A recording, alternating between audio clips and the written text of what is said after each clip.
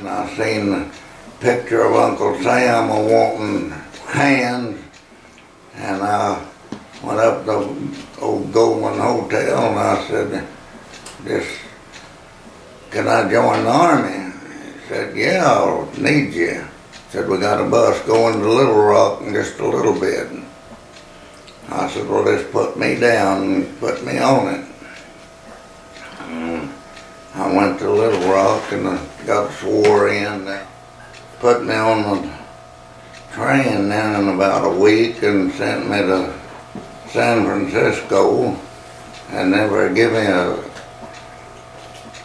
World War I uniform with wrap leggings and boots and all, and put me on a boat, and I was seasick before I got out from under the Golden Gate Bridge, and we made it to the Honolulu and stopped there, and then went on to the Philippines, and I got my training, and I never done a day's duty or a day's training in the United States. I was a mechanic in a shop, and I did get on the gun station. We had anti-aircraft, 3-inch anti-aircraft guns, and but everything was mostly World War I stuff. Old Federal trucks and old equipment. They'd been fighting in Bataan but before that, but not in on Corregidor, and they hit us about a 2-hour mission, and they hit our shop with me and 4 more boys was playing poker in the parts room, and a bomb hit in the back of our building, and Augusta Nichols from down in Texas, he said, oh, they're just test firing, and it hit, set a fire back there, and where fuel part was, and it set off a lot of ammunition that we had, rifles, and them caught it, and we got all of our trucks out of there, and till this day we still called Augusta Nichols, we called him Test Fire Nichols. He said, test fire. We got out to getting the trucks out, and they blowed them some big old coconut trees and stuff, just cut them off like we had artillery from both sides on us and bombs from the top, and a .30 caliber rifle to fight back with. They'd killed about all of our big mortar batteries. That just blowed them to pieces. Corregidor, they put us on ship and carried us over to between Manila and Cavite, and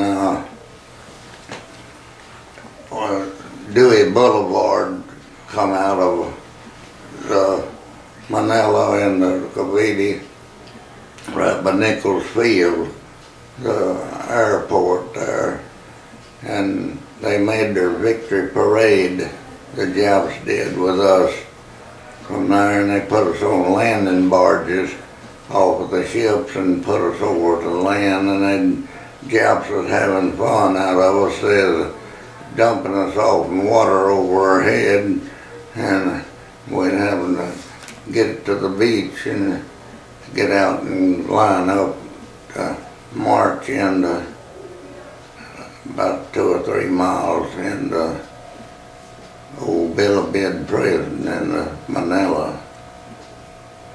and then they put us on, we stayed there a few days, and they put us on a train and sent us up to San Fernando,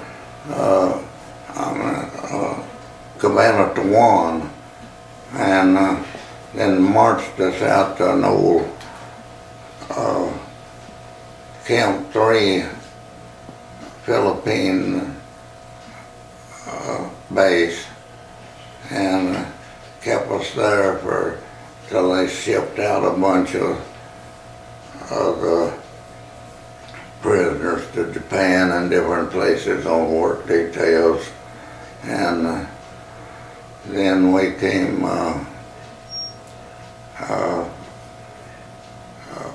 moved what was left of us at old Camp 3 back to Camp 1, and I stayed there and worked on the farm, garden. We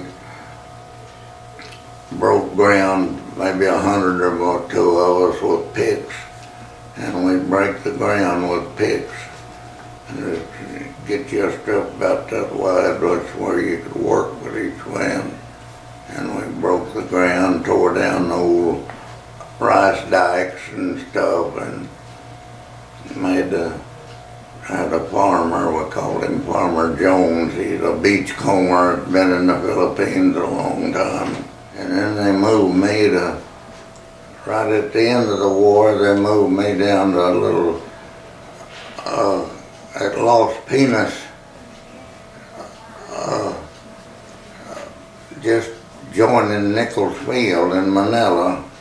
And we was clearing ground and stuff for rice paddies and hauling rocks and making fields and stuff to make the airport bigger and join the Nichols Field Airport. And on September the 21st, me and Bill McGee, a boy from the Oklahoma National Guard, went out. They sent us out to fix an old Model A Ford engine that they'd made a car to pull little rock cars and stuff with and I looked up, and we just got there. I looked up, and I seen probably 200 planes coming in, just wave after wave of them. And I told the guard, I said, American or Skogies? American planes? Nah. And about that time, a big plane took off from Nichols Field, and one of them planes just looped down and blowed him to pieces. And the dog fights and all was on, and we watched it. And we had a bunch of Taiwan prisoners there with us too, and killed several of them. Never killed one of us Americans. A machine gun that strafed us pretty good, and I told them, hell, we just roll over one, watch them planes, and when they're coming in on us, get on the other side of that rice dike. And then they put 1,619 of us, and most of them was American officers, because they'd held back and sent everybody else out. And they loaded us up on about the 15th of December of '44 at Manila, and they bombed us all that day in Manila Bay. The Americans did, and a lot of them smothered to death in the first 2 hours we was on there, because they packed the holes too full with no wind tunnels or nothing. And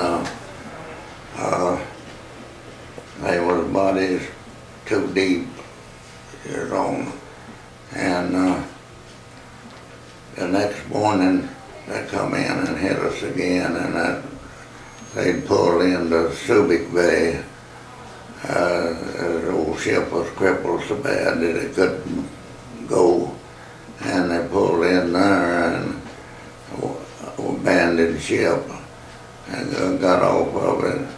And 3 planes was coming in, and I was getting off on the other side, and I'd come out of the hole, and I'd got up there, and I seen them 3 coming in, looked like they was gonna bomb her again, and hell, I jumped overboard, and on the opposite side, I wanted to get away from there, and I thought I wouldn't never come up. Then I had to swim plumb around the ship, and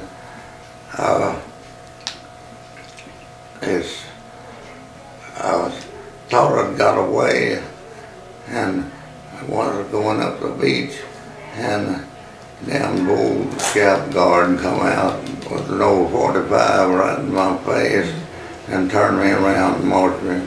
If it had been a young chap, he'd have shot me. And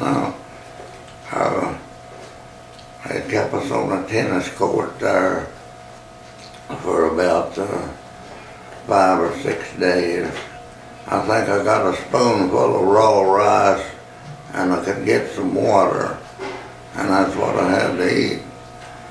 And they put us on, kept us there about 6 days, and they got trucks in there and sent us over to San Fernando and put us on a train.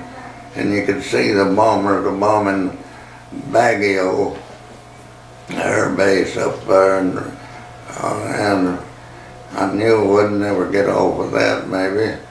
And we got up to San Fernando, Lake Union, and they put us on 2 old ships, what was left of us, and they brought cavalry in there on it. He had been Robert L. Long from Hot Springs digging him a deeper hole to get in, and one of this be 9 planes to come in and 9 planes to come in, 9 to go in, and they put us. He was good to us, the old sergeant was, and we'd plant and they get them honey buckets to go up, carry that honey on a yo-ho pole and pour a little around each plant. And then when they hit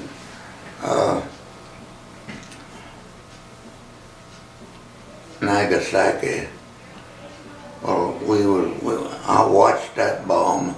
I said, oh goddamn, that's a land invasion marker. I said, it's coming in, but it was the Nagasaki bomb. And they sent a crew out, and Jalbert guards come and marched us back through that little town into the camp, and the war was, they didn't take us back out of there no more. And just a few days they announced a surrender. It was a wonderful trip back because it was smooth as silk all the way. And well, we come into Vancouver, Washington to put off some Englishmen and Canadians, and then they dropped back down to Seattle, and ships was out there blowing their horns and the lights are flashing, and as we pulled in, and they had some little girls down, pretty little girls down, singing and to us. They wouldn't let us off the ship that night, and hell, we got to booing them. We wanted off of there. We got off, and the next morning, them old Red Cross ladies and Salvation Army ladies giving us an old cold apple and a little can of milk.